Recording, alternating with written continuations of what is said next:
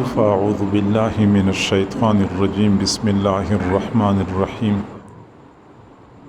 إن عدة الشهور عند الله 12 شهرا في كتاب الله يوم خلق السماوات والأرض منها 4 حرم ذلك الدين القيم فلا تظلموا فيهن أنفسكم صدق الله العظيم وبلغنا رسوله النبي الكريم ونحن على ذلك لمن الشاهدين والشاكرين والحمد لله رب العالمين اللهم صل على سيدنا محمد وعلى آل سيدنا محمد وبارك وسلم۔ اسلامی سال کا پہلا رحمتوں والا برکتوں والا مہینہ محرم الحرام ہم پر سایہ فگن ہے۔ جن لوگوں کی من کی آنکھیں کھلی ہوتی ہیں وہ محرم الحرام کی برکات اور رحمتوں کا مشاہدہ کرتے رہتے ہیں، اور جو بیچارے من کی بینائی سے محروم ہوتے ہیں ان کے لیے محرم الحرام کا مہینہ عام مہینوں کی طرح ایک مہینہ ہے۔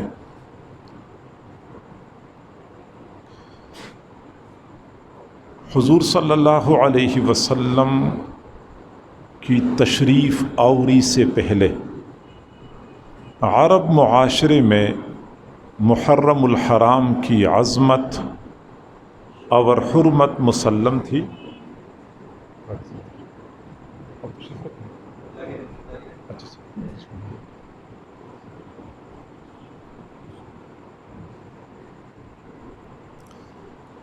بلکہ میں یہ کہوں کہ محرم الحرام کی تعظیم اور تقدس ملت ابراہیمی کا ایک حصہ تھا۔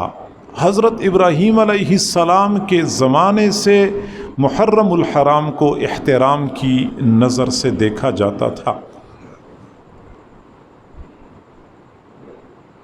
ہے تو یہ احترام والا مہینہ، ہے تو یہ رحمتوں والا مہینہ، لیکن افسوس سے کہنا پڑتا ہے کہ دین سے ناواقفیت کی وجہ سے ہم نے اسی رحمتوں والے مہینے کو اپنے لیے زحمت کا مہینہ بنایا ہوا ہے،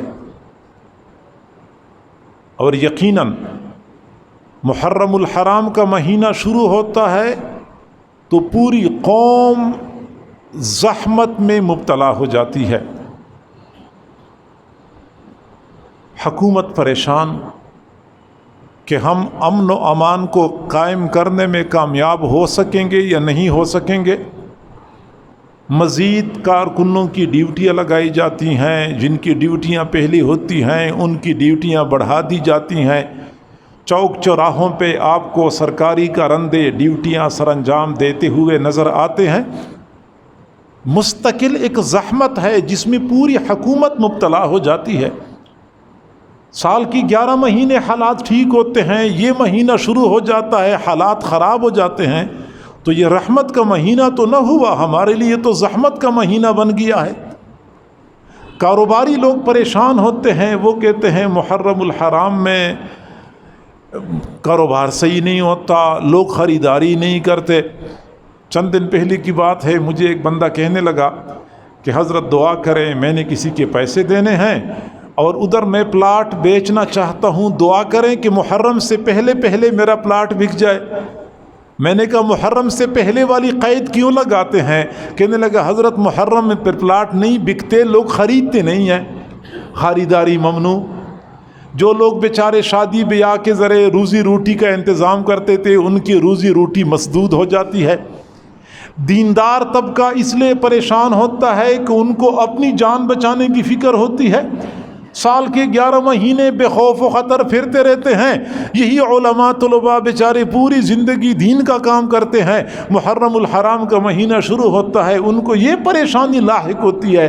ایسا نہیں کوئی مشتعل بندہ خواہ میں مجھے اپنے غیظ و غضب کا نشانہ بنا دے.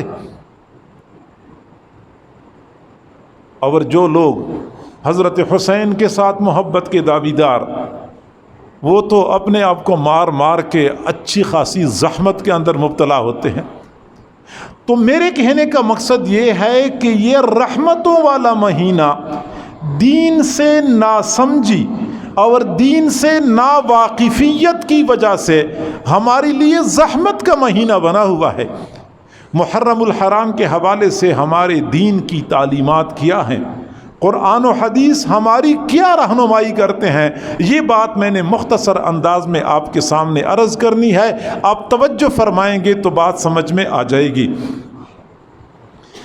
معزز سامعین, معزز خواتین, میری ماؤں بہنوں بیٹیوں, ہم دیکھتے ہیں کہ ہماری دین اسلام میں بعض اوقات دوسرے اوقات سے بہتر ہوتے ہیں. اس کی وجہ اور کوئی نہیں ہوتی, صرف یہ وجہ ہوتی ہے کہ بعض اوقات میں اللہ کی جانب سے خاص تجلیات اور رحمتوں کا نزول ہوتا ہے. جمعے کی رات ہفتے کی رات سے کیوں بہتر ہے؟ صرف یہ وجہ ہے کہ جمعے کی رات میں جو رحمتیں اترتی ہیں, ہفتے کی رات میں وہ رحمتیں نہیں اترتی.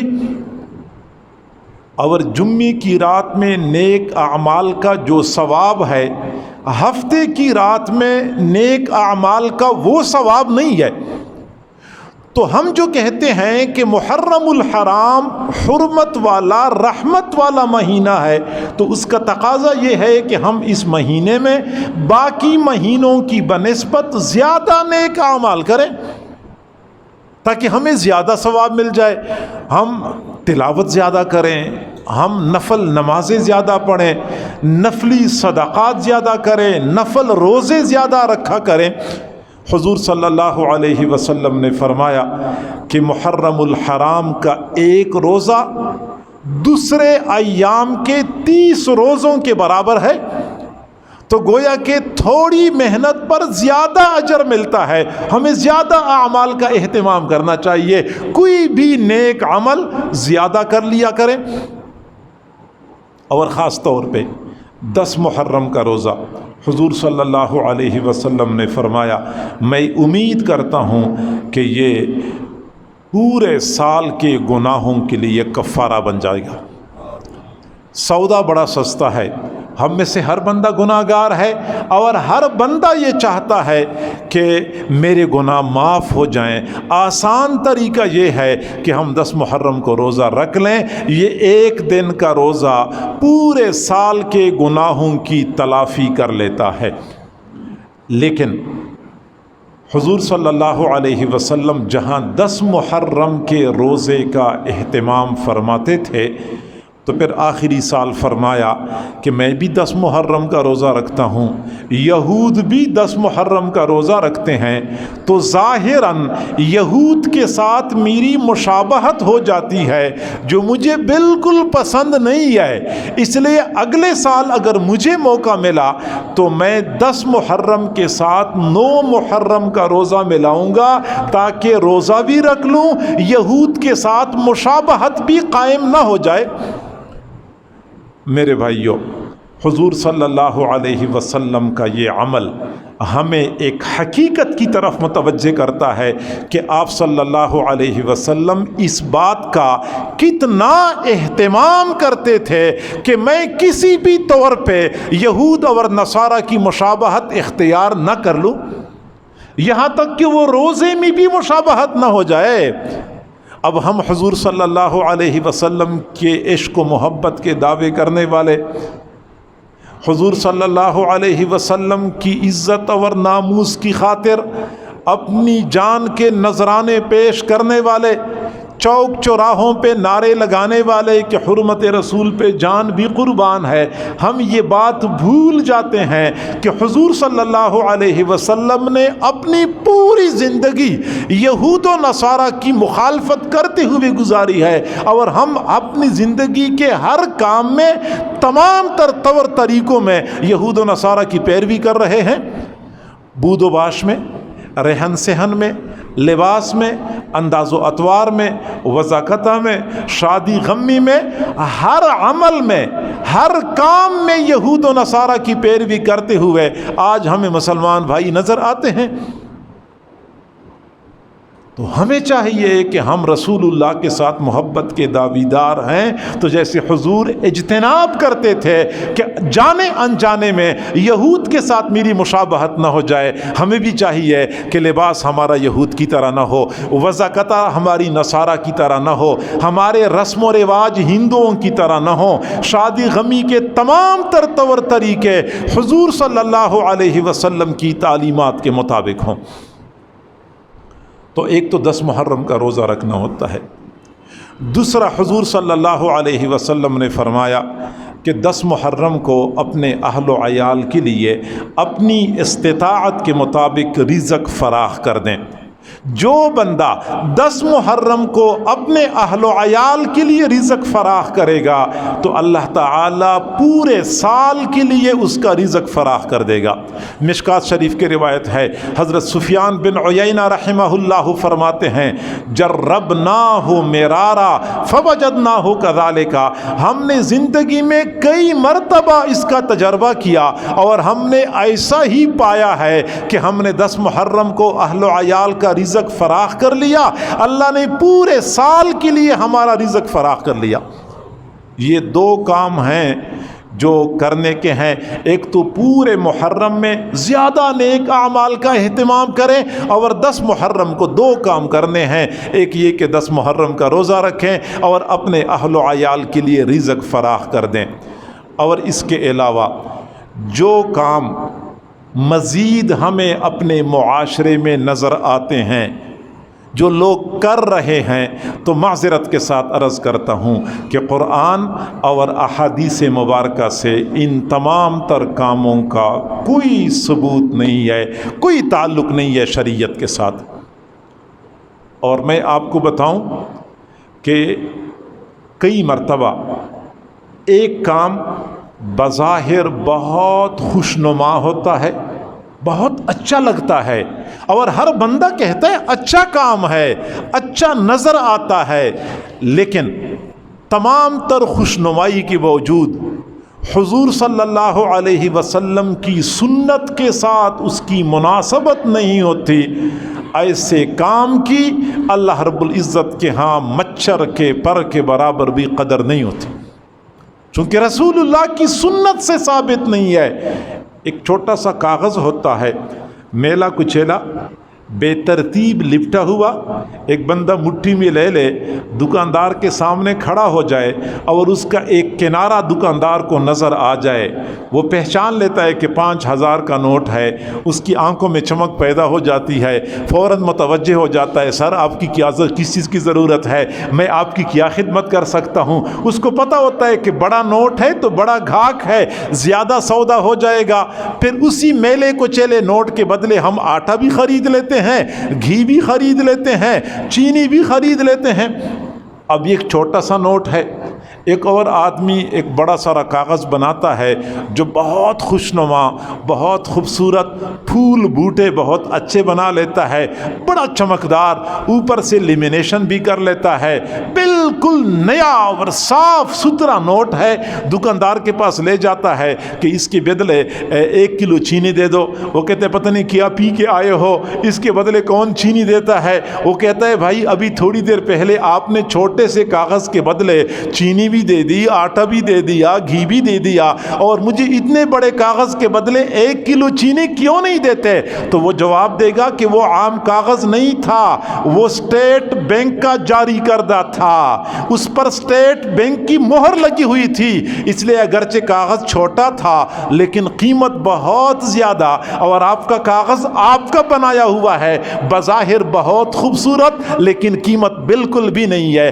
بالکل اسی طرح ہر وہ عمل جس کو حضور صلی اللہ علیہ وسلم نے جاری کیا ہو، حضور صلی اللہ علیہ وسلم کی سنت کی مہر اس پر لگ چکی ہو، بظاہر وہ اتنا بڑا نظر نہ بھی آتا ہو، پھر بھی وہ بڑا قیمتی، بہت فضیلت والا ہوتا ہے۔ اور دوسرا وہ عمل جو لوگوں نے خود بنایا ہوا ہوتا ہے، وہ جعلی ہوتا ہے، وہ اگرچہ بظاہر بہت خوبصورت، بہت خوشنما ہوتا ہے، لیکن چونکہ سنت سے کوئی ثبوت نہیں ہوتا، اس لیے اللہ رب العزت کے ہاں اس کی کوئی قدر و قیمت نہیں ہوتی۔ لہٰذا سنت اعمال ظاہر میں معمولی بھی نظر آتے ہوں، اللہ کے ہاں بڑی منزلت ہوتی ہے۔ سنت سے ہٹ کے جو بھی عمل اختیار کیا جائے، ظاہر میں کتنا خوشنما کیوں نہ ہو، اللہ کے ہاں کوئی وقت نہیں ہوتی۔ اب میں آپ کو بتاؤں کہ سنت اور بدعت میں فرق کیا ہے۔ سنت کے مقابلے میں بدعت ہوتی ہے، بدعت جو لوگوں نے بنائی ہوئی ہوتی ہے۔ ہم کیسے پہچان سکتے ہیں، ہم کیسے معلوم کر سکتے ہیں کہ یہ سنت ہے، یہ بدعت ہے؟ ایک تو قرآن اور حدیث کی روشنی میں اہل علم حضرات اس کا فیصلہ کرتے ہیں۔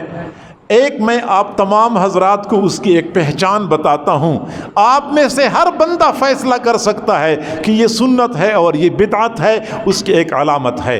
اب توجہ فرمائیں، سنت حضور صلی اللہ علیہ وسلم کی جاری کردہ ہوتی ہے۔ حضور صلی اللہ علیہ وسلم کی نبوت آفاقی تھی۔ آفاقی کا معنی یہ ہے کہ پوری دنیا کے لیے آپ کی نبوت تھی، اور آپ کی سنت بھی پوری دنیا کے لیے تھی اور ہے۔ چنانچہ دنیا کے 7 بر اعظموں کے لیے میرے محبوب کی نبوت اور آپ کی ایک ایک سنت دنیا کے 7 بر اعظموں کے لیے ہے۔ لہٰذا آپ دنیا کی جس علاقے میں چلے جائیں، جس کونے میں چلے جائیں، آپ کو نبی کی سنت یکساں نظر آئے گی، ایک جیسی نظر آئے گی۔ آپ امریکہ میں ہوں یا افریقہ میں ہوں، یورپ میں ہوں یا ایشیا میں ہوں، مشرق میں ہوں یا مغرب میں ہوں، جہاں کہیں جائیں گے آپ کو حضور صلی اللہ علیہ وسلم کی سنت ایک جیسی ملے گی، کیونکہ وہ نبی کی جاری کردہ سنت ہے، وہ نبی کا جاری کردہ طریقہ ہے، اور نبی کی نبوت پوری دنیا کے لیے، اس لیے آپ کی سنت آفاقی ہوگی، پوری دنیا کے لیے ایک جیسی ہوگی۔ اور بدعت لوگوں کی بنائی ہوئی ہوتی ہے، اس لیے ہر علاقے کے لوگ اپنے ذوق، اپنی چاہت کے مطابق اس کو بناتے ہیں۔ لہٰذا ہر علاقے کی بدعت دوسرے علاقے والوں سے جدا ہوگی، کیونکہ ہر علاقے کے لوگوں نے اپنی ضرورت اپنے ذوق کے مطابق بنائی ہوتی ہے۔ اب میں بتاؤں کہ 10 محرم کا روزہ سنت ہے، اور دنیا کے 7 بر اعظموں میں ایک جیسا رکھا جاتا ہے، کوئی فرق نہیں ہے، ایک جیسا ہے یہ روزہ۔ لیکن 10 محرم کے جو مزید اعمال ہیں، تو آپ دنیا کے مختلف شہروں میں جائیں، مختلف علاقوں میں جائیں، آپ کو مختلف نظر آئیں گے۔ پنجاب کے لوگ 10 محرم کے اعمال جو بنائے ہوئے ہیں وہ اپنے انداز سے سر انجام دیتے ہیں، اور اسی 10 محرم کو آپ سندھ میں چلے جائیں تو سندھ کے لوگوں کے طور طریقے جدا ہوتے ہیں۔ آپ خیبر پختونخوا میں چلے جائیں، ان کا منانے کا طریقہ اور ہے۔ آپ ایران میں چلے جائیں، ایران کے لوگ اپنے ہی انداز سے مناتے ہیں۔ آپ شام میں چلے جائیں تو شام کے لوگوں کے طور طریقے اپنے بنائے ہوئے ہیں۔ چونکہ لوگ اپنے ذوق کے مطابق بناتے ہیں، لہٰذا ہر علاقے میں بنائے ہوئے طریقے دوسرے علاقوں سے جدا ہوں گے۔ اس لیے میں نے بتایا کہ سنت آفاقی ہوتی ہے، بدعت علاقائی ہوتی ہے۔ گندم مقصود چیز ہے، گندم سندھ میں جائیں، پنجاب میں جائیں، خیبر پختونخوا میں جائیں، یا آپ بلوچستان میں جائیں، جہاں جائیں گے آپ کو گندم کا دانہ ایک جیسا ملے گا۔ لیکن گندم کے کھیت میں جائیں تو پودا تو ایک جیسا ہے، اسی گندم کے کھیت میں خودرو پودے جو ہوتے ہیں وہ ہر علاقے کی جدا جدا ہوتے ہیں۔ گندم کا دانہ، گندم کا پودا ہر علاقے کا ایک جیسا. گندم کے کھیت میں جو خودرو پودے ہوتے ہیں وہ چونکہ غیر مقصودی ہوتے ہیں، وہ خود بخود اگے ہوتے ہیں، لہٰذا وہ ہر جگہ کی جدا جدا ہوتے ہیں. پنجاب کے کھیتوں میں اور چیز اگتی ہے، سندھ کے کھیتوں میں اور چیز اگتی ہے. تو جو مقصودی چیز ہے وہ سب کی ایک جیسی، غیر مقصودی چیز جو خامخواہ درمیان میں گھس گئی ہوتی ہے وہ ہر علاقے کی جدا جدا ہوتی ہے. تو میرے بھائیوں، 10 محرم میں 2 اعمال ہم نے کرنے ہیں سنت سے ثابت. اس کے علاوہ جو کچھ بھی ہے اس کا شریعت اور سنت سے کوئی تعلق نہیں ہے. محرم الحرام کے مہینے میں جو چیزیں قابل اصلاح ہیں ان میں سے ایک تو یہ بدعات سے اجتناب ضروری ہے. دوسری بات یہ کہ محرم الحرام کے مہینے میں ہم میں سے ہر بندہ بڑا مفکر اور دانشور بن جاتا ہے، اور سوشل میڈیا نے اور زیادہ فساد برپا کر دیا. چنانچہ ہم اتنے بڑے دانشور بن جاتے ہیں کہ آج سے 14 صدیاں پہلے پیش آنے والے واقعات کے بارے میں یہاں سے بیٹھ کے فیصلے کرنا شروع کر دیتے ہیں کہ وہ فلاں جو واقعہ پیش آیا تھا اس میں کس کی غلطی تھی اور کس کی غلطی نہیں تھی، اور کس نے کیا غلطی کی تھی، اور کس کو پکڑا جائے گا، کس کو اجر ملے گا. یہاں سے بیٹھ کے ہم فیصلے کرتے ہیں.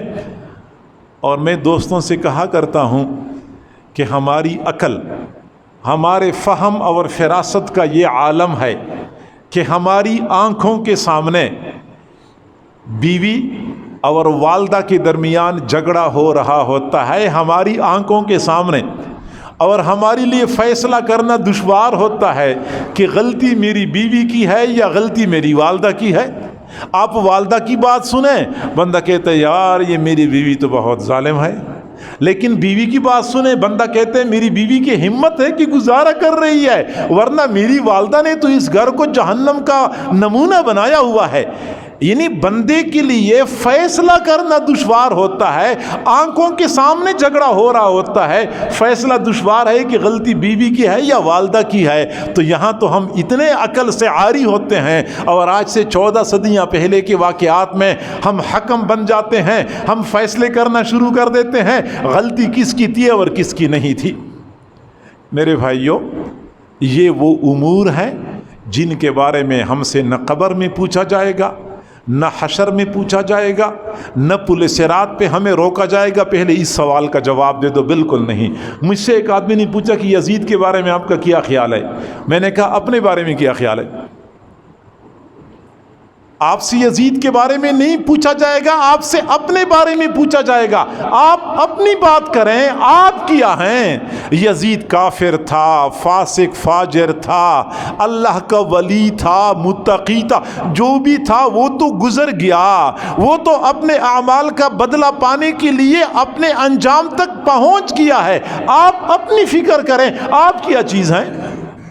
اپنے فسق و فجور کی طرف آپ نظر نہیں اٹھاتے، اپنے کرتوتوں پہ آپ نظر نہیں ڈالتے. 14 صدیاں پہلے کے یزید کو لپیٹ میں لے لیتے ہیں اور اپنے اعمال سے ہم بے خبر ہوتے ہیں. تو میرے بھائیوں، وہ تبصرے کرنے کی کوئی ضرورت نہیں ہے. ہمیں چاہیے کہ ہم اپنے گریبانوں میں جھانک کے دیکھیں، اپنی فکر کریں ہمارا کیا بنے گا. اور باقی کئی مرتبہ جب ہم اپنا نقطہ نظر صحیح ثابت کرنے کی کوشش کرتے ہیں تو ہماری زبانیں لمبی ہو جاتی ہیں. حضرات صحابہ کرام جیسی قدسی شخصیات بھی ہماری زبان کے تبصروں سے محفوظ نہیں رہتی، اور یہ بہت خطرے کی بات ہے میرے بھائیوں، اپنے ایمان کو خطرے میں ڈالنے والی بات ہے. ممکن ہے آپ لوگ سوشل میڈیا پہ کچھ دانشوروں کو دیکھتے ہوں گے، سنتے ہوں گے، جو بڑے جری اور بے باک ہوتے ہیں اور بڑی بے باکی کے ساتھ بولتے رہتے ہیں. میرے بھائیوں، یہ ان کی شقاوت اور بدبختی ہے. اللہ تعالیٰ آپ کو اور ہم سب کو ایسی شقاوت سے محفوظ رکھے. حضرات صحابہ کرام کوئی عام شخصیات نہیں تھی، یہ وہ قدسی نفوس تھے جن کو اللہ رب العزت نے اپنے محبوب کی صحبت کے لیے چن لیا تھا. وہ خود بخود اکٹھے نہیں ہوئے تھے، وہ اتفاقیہ طور پہ رسول اللہ کے ارد گرد جمع نہیں ہو چکے تھے، وہ دنیاوی اغراض اور مفادات کی خاطر حضور کی جماعت میں شامل نہیں ہو چکے تھے۔ یہ وہ قدسی حضرات تھے جن کو اللہ رب العزت نے محبوب کی صحبت کے لیے چن لیا تھا۔ میرے محبوب نے فرمایا ان اللہ اختارنی واختار لی اصحابی، اللہ نے مجھے چن لیا ہے، میرے لیے میرے صحابہ کو چن لیا ہے۔ اس زمانے میں اللہ رب العزت نے روئی زمین پہ نظر ڈالی اور دنیا کے جس خطے میں اللہ رب العزت کو کوئی قیمتی ہیرا نظر آیا اس کو اٹھایا اور محبوب کی جھولی میں ڈال دیا۔ اللہ تعالیٰ نے فارس پہ نظر ڈالی، سلمان فارسی نظر آئے، اٹھایا محبوب کے قدموں میں پہنچا دیا۔ روم پہ نظر ڈالی، صہیب رومی نظر آئے، پہنچایا، حضور کی غلاموں میں شامل کر دیا۔ حبشہ پہ نظر ڈالی، حضرت بلال نظر آئے، اٹھایا، حضور کی جھولی میں ڈال دیا۔ یمن پہ نظر ڈالی، ابو موسیٰ اشعری، ابو ہریرہ نظر آئے، ان کو اٹھا کے حضور صلی اللہ علیہ وسلم کی صحبت کے لیے چن لیا۔ تو یہ اللہ تعالیٰ کے چناؤ کا نتیجہ ہے۔ میں یہ کہوں دوسرے لفظوں میں کہ یہ اللہ کے سلیکٹڈ لوگ تھے، یہ اللہ کی سلیکشن کا نتیجہ تھا۔ اور جو سلیکٹڈ ہوتے ہیں پھر وہ دوسرے لفظوں میں ہم ان کو لاڈلا کہہ سکتے ہیں۔ اور میں آپ کو ایک بات بتاؤں، حضرت علامہ ڈاکٹر خالد محمود صاحب رحمہ اللہ فرماتے ہیں کہ مجھے ایک آدمی نے کہا کہ حضرت امیر معاویہ کے بارے میں میرے ذہن میں ایک سوال ہے۔ فرماتے ہیں کہ میں نے کہا ٹھیک ہے سوال ہوگا لیکن وہ صحابی ہیں۔ پھر وہ کہنے لگا سچی بات یہ ہے کہ میرے دل میں 10 سوالات ہیں اس کے بارے میں۔ میں نے کہا جو بھی ہے وہ صحابی ہیں۔ اس نے پھر بات کر لی کہ سچی بات یہ ہے مختلف کتابوں کا مطالعہ کر کے میں اس نتیجے پر پہنچا ہوں کہ امیر معاویہ کی ذات کے بارے میں 50 سوالات کیے جا سکتے ہیں۔ فرماتے ہیں میں نے کہا جو بھی ہے وہ ہیں صحابی۔ اب یہ نقطہ سمجھ لیں، وہ ہیں صحابی۔ صحابی کا معنی یہ ہے کہ وہ اپنے اعمال کی بدولت بلند مرتبے تک نہیں پہنچے ہوتے، وہ اپنی ذہانت اور فطانت کی وجہ سے یہ مقام نہیں پا چکے ہوتے، وہ دینی خدمات کی بدولت یہ مرتبہ نہیں پا چکے ہوتے، وہ صرف اور صرف اللہ کی چناؤ کا نتیجہ تھا، اللہ رب العزت کی عطا تھی۔ اگر کوئی بندہ اپنی محنت کے بل بوتے پہ بڑے مرتبے پہ پہنچتا ہے تو اس کی کوئی کمی کوتاہی ہوتی ہے تو کمی کوتاہی بڑے مرتبے تک پہنچنے میں رکاوٹ بن سکتی ہے۔ کوئی بندہ اپنی عبادت کی بدولت بڑے مرتبے پہ پہنچتا ہے، کمی کوتاہی رکاوٹ بن سکتی ہے، لیکن جس کو اللہ اٹھائے اور سیدھا بڑے منصب پہ پہنچائے تو پھر کوئی کمی کوتاہی اس کے بلند مرتبے میں رکاوٹ نہیں بن سکتی۔ ایک آدمی نے سیڑھیوں پہ چڑھنا ہوتا ہے، وہ سیڑھیوں پہ چڑھنے والا اس کی ٹانگ کا اس کے پاؤں کا زخم بھی اس کے لیے رکاوٹ بن سکتا ہے، جوتا ٹوٹ گیا وہ بھی رکاوٹ بن سکتا ہے، سیڑھی خراب ہے وہ بھی رکاوٹ بن سکتی ہے۔ لیکن جس بندے نے لفٹ کے ذریعے چڑھنا ہوتا ہے اس کے لیے تو نہ پاؤں کا زخمی ہونا رکاوٹ بنتا ہے، نہ ٹانگ کا کٹا ہوا ہونا رکاوٹ بن سکتا ہے، نہ جوتے کا پھٹا ہوا ہونا رکاوٹ بن سکتا ہے، اس نے تو لفٹ کے ذریعے بلند مقام تک پہنچنا ہوتا ہے۔ یوں سمجھ لیں کہ اللہ رب العزت نے حضرات صحابہ کرام کو عبادت کے ذریعے نہیں، دینی خدمات کے ذریعے نہیں، نماز اور روزے کے ذریعے نہیں، اللہ رب العزت نے محض اپنی عطا، اپنے انتخاب کی بدولت بلند مقامات تک پہنچایا تھا۔ جب اللہ نے منتخب کر لیا ہے پھر بے شک عیوب بھی موجود ہوں، پھر اللہ کے انتخاب پر کوئی بندہ نقطہ نہیں لگا سکتا۔ میرے بھائیوں، حضرات صحابہ کرام جیسی قدسی شخصیات کے بارے میں اپنی زبان بہت احتیاط سے استعمال کریں، کیونکہ ان کا کارخانہ بلند ہے، ان کا کارخانہ بلند ہے۔ ہمارے فضول تبصروں کی وجہ سے ان کی شان میں کمی نہیں آتی، ہماری عاقبت برباد ہو جائے گی۔ اپنی عاقبت بچائیں۔ اور اگلی بات سمجھ لیں کہ کربلا کا واقعہ اکثر ہمارے ہاں موضوع سخن بن جاتا ہے۔ یہ ہماری اسلامی تاریخ پر بہت زیادہ بدنما اور سیاہ دھبا ہے. کاش کہ ہماری تاریخ پر یہ دھبا نہ لگتا، یہ افسوسناک واقعہ پیش نہ آتا. ہر مسلمان، ہر مومن بندہ یہ چاہتا ہے کہ کاش کہ اولاد رسول کے ساتھ یہ ظلم اور زیادتی نہ ہوتی. میرے بھائیوں، آپ حضرات کیا سمجھتے ہیں کہ ہمارے دل و دماغ میں اولاد رسول کی وقعت اور ان کی عقیدت کتنی ہے، آپ تصور نہیں کر سکتے. میرے بھائیوں، میرا یہ عقیدہ ہے، آپ کا بھی یہی عقیدہ ہونا چاہیے کہ حضور صلی اللہ علیہ وسلم قبر مبارک میں آرام فرما ہے. آپ کے مبارک جسم کے ساتھ قبر کی جو مٹی لگ رہی ہے وہ مٹی مسجد نبوی سے بہتر ہے، وہ مٹی مسجد حرام سے بہتر ہے، وہ مٹی بیت اللہ سے بہتر ہے، وہ مٹی حجر اسود پر بھی فضیلت رکھتی ہے. اگر میرے محبوب کے مبارک جسم کے ساتھ ملنے والی کم قیمت مٹی کا اتنا مقام اور مرتبہ ہے تو حضور صلی اللہ علیہ وسلم کی اولاد، آپ کی ذات مبارکہ سے پیدا ہونے والے آپ کے بیٹے، آپ کی بیٹیاں، پھر آپ کے نواسے، ان کی عظمت اور مقام کا کیا عالم ہوگا، ہم اس کا اندازہ نہیں کر سکتے. ہمیں بھی افسوس ہے کہ کاش کہ یہ واقعہ پیش نہ آتا، لیکن پیش آیا ہے اور اب اس کا انکار بھی نہیں کیا جا سکتا. سوال یہ پیدا ہوتا ہے کہ اللہ کو اپنے محبوب سے محبت، محبوب کی اولاد سے محبت، تو محبوب کی اولاد کربلا کے میدان میں کٹ رہی تھی، ایک ایک کر کے شہید ہو رہی تھی. آخر اللہ رب العزت کی کیا حکمت اس میں پوشیدہ تھی؟ اللہ رب العزت نے اپنے محبوب کی اولادوں کو اس مرحلے سے کیوں گزارا؟ اللہ کا مقصد کیا تھا. اللہ تو حکیم ہے، اس حکیم ذات کی اس کام میں کیا حکمت پوشیدہ تھی؟ میرے بھائیو توجہ فرمائیں. پہلی بات تو یہ کہ حضور صلی اللہ علیہ وسلم کو اپنی حیات مبارکہ میں شہادت کی بڑی تمنا تھی. بخاری شریف کی روایت ہے، حضور نے فرمایا لوددت انی اقتل فی سبیل اللہ ثم احیا ثم اقتل ثم احیا ثم اقتل.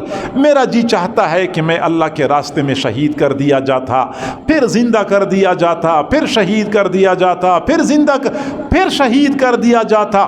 یعنی شہادت کی اتنی تمنا تھی کہ ایک مرتبہ شہادت نہیں، بار بار شہادت کی تمنا کر رہے تھے.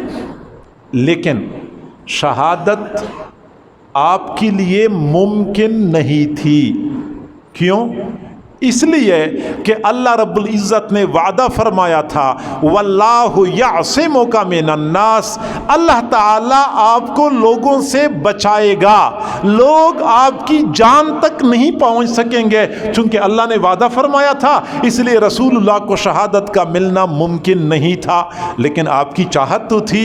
اب اصول یہ ہے کہ اولاد کے کارنامے والدین کے کھاتے میں ڈالے جاتے ہیں. کارنامہ بیٹا سر انجام دیتا ہے، لوگ مبارکباد والد کو دیتے ہیں، مبارک ہو آپ کے بیٹے نے گولڈ میڈل حاصل کر لیا، مبارک ہو آپ کے بیٹے نے بڑا کارنامہ سر انجام دیا. اصول یہ ہے کہ اولاد کے کارنامے والدین کے کھاتے میں ڈالے جاتے ہیں. تو حضرت حسین کی شہادت، حضرت حسین کے ساتھ گھر کے سارے افراد کی شہادت حضور صلی اللہ علیہ وسلم کے کھاتے میں ڈالی جائے گی.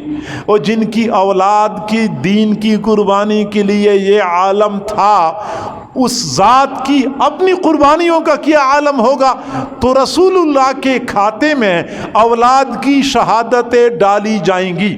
اب اگلی بات سنیں کہ چونکہ رسول اللہ کی ذات بہت عظیم، اس لیے کوئی عام شہادت آپ کی ذات کو نہیں سجتی تھی. حق یہ بنتا ہے کہ جیسے آپ کی ذات عظیم ہے، آپ کو ملنے والی شہادت بھی ایسی ہی عظیم ہو۔ اور عظیم شہادت وہ ہوتی ہے جو زیادہ مظلومانہ ہوتی ہے، اس لیے اولاد رسول کو اس لیے زیادہ مظلومانہ شہادت عطا کر دی گئیں تاکہ شہادت عظیم ہو اور رسول اللہ کی بلند شان کے مطابق ہو۔ اولاد کے کارنامے والدین کے کھاتے میں ڈالے جاتے ہیں۔ رسول اللہ کی یہ چاہت تھی، چونکہ آپ یہ چاہتے تھے کہ میں بار بار شہید کیا جاؤں، بار بار، گویا کہ ایک مرتبہ شہادت نہیں، بار بار کی شہادت کی تمنا تھی، اس لیے آپ کی اولاد کثیر تعداد میں شہید ہو گئی تاکہ آپ کی کھاتے میں زیادہ شہادتیں لکھ دی جائیں۔ ایک تو یہ حکمت ہے اس میں۔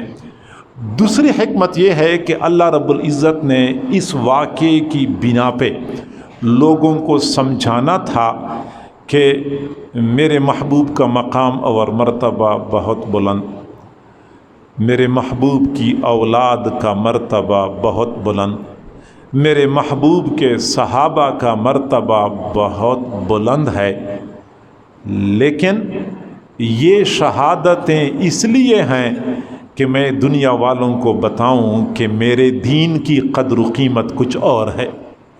حضرت حسین اور ان کے خاندان کے 72 شہداء کی شہادت دین کے لیے تھی، احد کے 70 صحابہ کی شہادت دین کے لیے تھی، بئر معونہ کے 70 صحابہ کی شہادت دین کے لیے تھی، ذات الرجیع کے 10 صحابہ کی شہادت دین کے لیے تھی، حرہ کے واقعے کے 400 صحابہ کی شہادت دین کے لیے تھی، جنگ یمامہ کے 700 صحابہ کی شہادت اس دین کے لیے تھی۔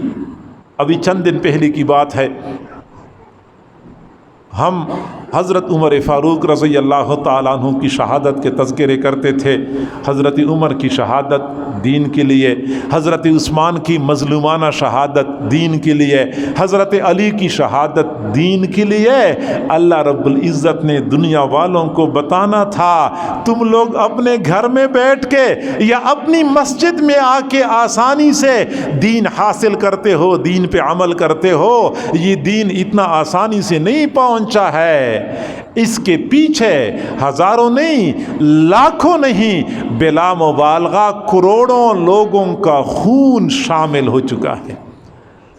اور میں اگلی بات کروں کہ مجھ سے لے کر حضور صلی اللہ علیہ وسلم تک صحابہ، اہل بیت، تابعین، تبع تابعین، شہداء، مجاہدین، سب کے خونوں کو اگر ملایا جائے تو میرے محبوب کے جسم سے نکلنے والے خون کے ایک قطرے کے برابر بھی نہیں ہو سکتا۔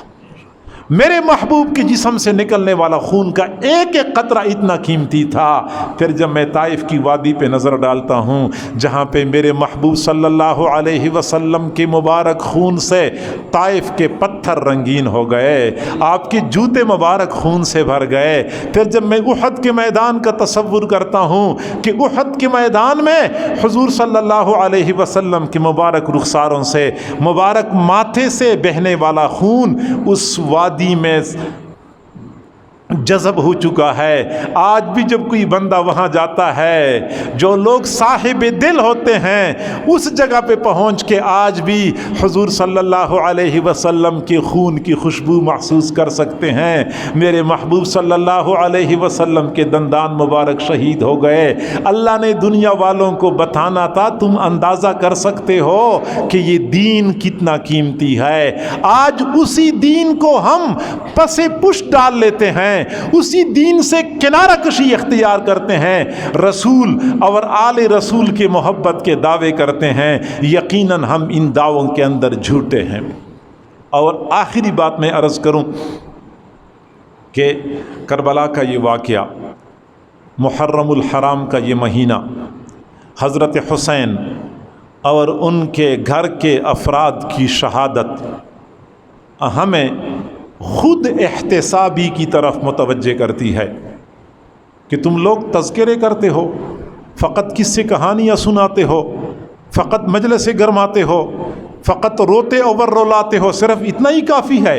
اتنا کافی نہیں ہے، فقط رونا رولانا کافی نہیں ہے، شہادت حسین کے نام پہ کانفرنس کا انعقاد کافی نہیں ہے، مجالس کا انعقاد کافی نہیں ہے، بلکہ ہم اس پورے واقعے کو سامنے رکھ کے اپنے گریبانوں میں جھانک کے دیکھیں، اپنے بارے میں فیصلہ کریں کہ میں کدھر جا رہا ہوں۔ حضرت حسین اور ان کے ساتھی کدھر جا رہے تھے؟ حضرت حسین رضی اللہ تعالیٰ عنہ یزید کے خلاف اٹھ کھڑے ہوئے تھے، اور ایسے کھڑے ہوئے کہ پھر پیچھے ہٹے نہیں، پھر بیٹھے نہیں، جھکے نہیں، کٹ گئے لیکن جھکے نہیں۔ یزید کے خلاف کیوں اٹھ کھڑے ہوئے تھے؟ کیا جائیداد کا جھگڑا تھا؟ کیا رشتے کا مسئلہ تھا؟ کیا پیسوں کے لین دین کا مسئلہ تھا؟ نہیں، حضرت حسین نے ایک مرتبہ اپنے ساتھیوں کے درمیان کھڑے ہو کے ایک بلیغ خطبہ ارشاد فرمایا تھا، اور وہی خطبہ ہماری رہنمائی کرتا ہے کہ حضرت حسین کیوں کھڑے ہوئے تھے۔ حضرت حسین نے فرمایا انہم لزموا طاعت الشیطان وترکوا طاعت الرحمن، میں یزید اور اس کے ساتھیوں کے خلاف کیوں اٹھ کھڑا ہوا ہوں؟ یزید نے، اس کے ساتھیوں نے رحمان کی اطاعت چھوڑی ہوئی ہے اور شیطان کی اطاعت اختیار کر رکھی ہے۔ وَأَظْهَرُ الْفَسَاد، زمین میں فساد برپا کر رکھا ہے۔ وَعَطَّلُ الْحُدُودَ، حدود شریعت کو معطل کر رکھا ہے۔ وَاسْتَأْثَرُوا بِالْفَيْءِ، بیت المال کا مال ذاتی استعمال مال کی طرح استعمال کر رہے ہیں۔ وَأَحَلُّوا مَا حَرَّمَ اللَّهُ، اللہ نے جن کاموں کو حرام کر دیا ہے یہ لوگ حلال سمجھ کے وہی کام کرتے ہیں۔ فَأَنَا أَحَقُّ مِنْ غَيْرِي، میں دوسرے لوگوں سے زیادہ حق رکھتا ہوں کہ اپنے نانا کے دین کی حفاظت کے لیے کھڑا ہو جاؤں۔ اب کون سے اعمال تھے جن کی بنا پہ یزید کے خلاف اقدام کیا تھا؟ توجہ کریں، پہلی بات کہ انہوں نے رحمان کی اطاعت چھوڑی ہوئی ہے، شیطان کی اطاعت اختیار کر رکھی ہے۔ اب ہم ذرا اپنے گریبانوں میں جھانک کے دیکھیں کہ ہم رحمان کی اطاعت والے ہیں یا شیطان کی اطاعت والے ہیں۔ یزید تو شیطان کی اطاعت اختیار کر چکا تھا، حضرت حسین رحمان کی اطاعت کی طرف بلا رہا تھا۔ ہم کدھر جا رہے ہیں؟ ہم یزید کے نقش قدم پہ چل رہے ہیں یا حضرت حسین کی تعلیمات کی پیروی کر رہے ہیں؟ ہماری نگاہوں کا استعمال ہمارے سامنے فیصلہ کر دے گا۔ صبح سے لے کے شام تک ہماری نگاہیں دوسروں کی بیٹیوں کا پیچھا نہیں کرتی، ہماری زبانیں صبح سے لے کے شام تک آزادانہ طور پہ استعمال نہیں ہوتی، ہم اپنے کانوں سے صبح سے لے کے شام تک اللہ کی نافرمانی نہیں کرتے، ہم نے کمانے میں حلال حرام کا فرق ختم نہیں کیا، ہم کاروبار کرتے وقت جھوٹ نہیں بولتے، جھوٹی قسمیں نہیں کھاتے، ہم ملاوٹ نہیں کرتے، ہم وعدہ کی خلاف ورزی نہیں کرتے۔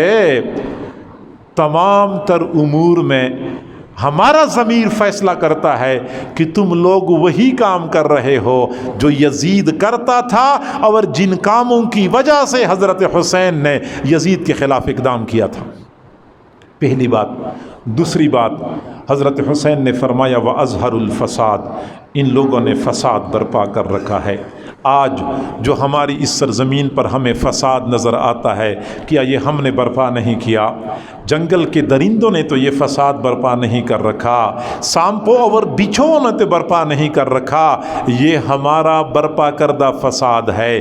پوری رات دوسروں کی بیٹیوں کے ساتھ فون پہ چیٹنگ کر کے ہم فساد برپا نہیں کر رہے، مال پیسے کے زور پہ دوسروں کی بیٹیوں کو نچا کر ان کی عزتیں لوٹ کر ہم فساد برپا نہیں کرتے، پیسے کے زور پہ تھانے دار اور جج کو اپنے ساتھ ملا کر دوسروں کے پلاٹوں پہ قبضے کر کے ہم فساد برپا نہیں کر رہے، اپنی بیٹیوں کا وراثت میں حصہ دبا کر ہم فساد برپا نہیں کر رہے، کیا جج انصاف بیچ کر، عدل کو بیچ کر، فیصلے کو بیچ کر فساد برپا نہیں کر رہا، کیا بے گناہ لوگوں کا خون بہا کے ہم فساد برپا نہیں کر رہے؟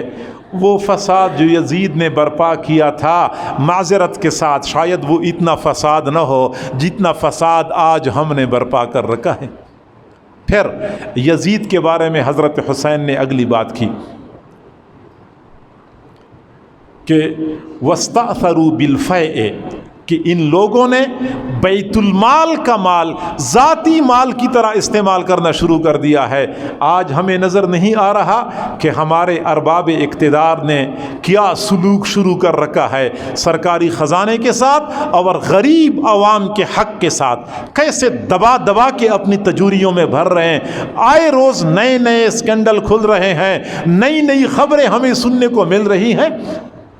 اور اگر آپ کہہ دیں کہ یہ تو ہم نہیں کر رہے، یہ تو ہمارے ارباب اقتدار کر رہے ہیں، تو میں معذرت کے ساتھ عرض کرتا ہوں کہ اس میں بھی ہمارا حصہ شامل ہے۔ ہمارے ارباب اقتدار خود چھلانگ لگا کے اوپر نہیں چڑھتے، یہ ہم ان کو کندھا دے کے اوپر اٹھا رہے ہوتے ہیں، ہم ہی ان کے ووٹر، ان کے سپورٹر بن کے اوپر لے جاتے ہیں۔ تو ایسا بندہ جو بددیانتی کا مرتکب ہوتا ہے، اگر میرے ووٹ کے ساتھ وہ اوپر جاتا ہے تو ہم یہ نہ سمجھیں کہ صرف اس سے پوچھا جائے گا اور میں تو بالکل ملوث نہیں ہوں، نہیں، قیامت کے دن مجھ سے بھی سوال کیا جائے گا، اس میں بھی میرا حصہ شامل ہے۔ اور آگے فرمایا وَعَطَّلُ الْحُدُودَ، ان لوگوں نے حدود شریعت کو معطل کر رکھا ہے۔ چور کا ہاتھ کاٹا جائے گا، زانی کو سنسار کیا جائے گا، شرابی کو کوڑے لگیں گے، یہ ہیں حدود شریعت اور یہ معطل ہیں۔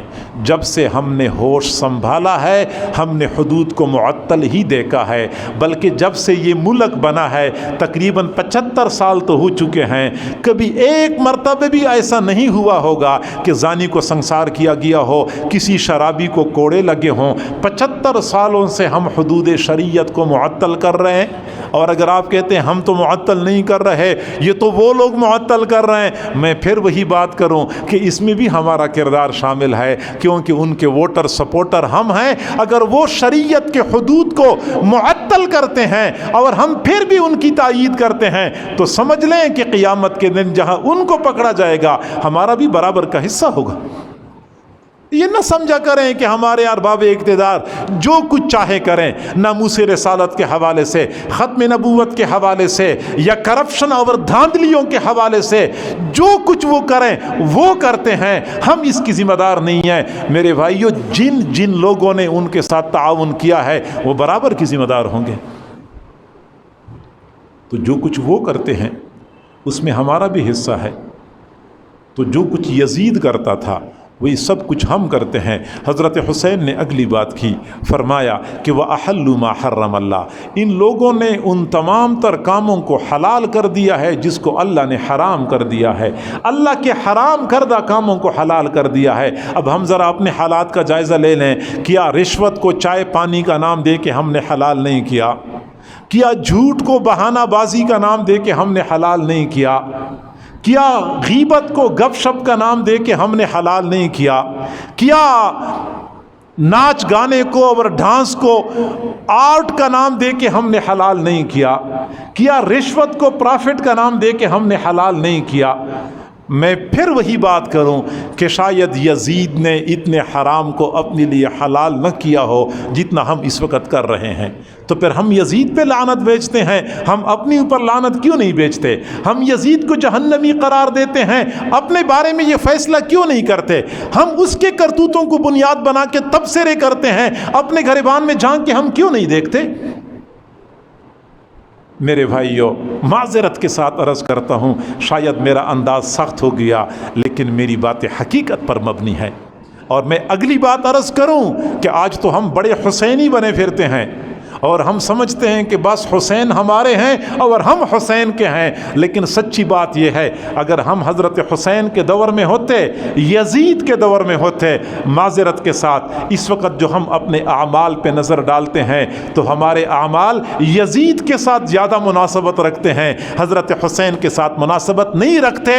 اگر ہم اس زمانے میں ہوتے تو ہم یزید کی جماعت میں ہوتے، حضرت حسین کی جماعت میں نہ ہوتے۔ حضرت حسین نے ہمیں یہ کرتوت کرنے دینے تھے، حضرت حسین نے اس طرح ہمیں زندگی گزارنے کی اجازت دینی تھی۔ حضرت حسین تو وہ تھے جنہوں نے اس وقت بھی نماز نہیں چھوڑی جب تلواروں کی جھنکار تھی، تیر برس رہے تھے، نیزے آپس میں ٹکرا رہے تھے، انہوں نے نیزوں اور تلواروں کے سائے میں بھی نماز پڑھی تھی، اور ہم سے تو نماز نہیں پڑھی جاتی۔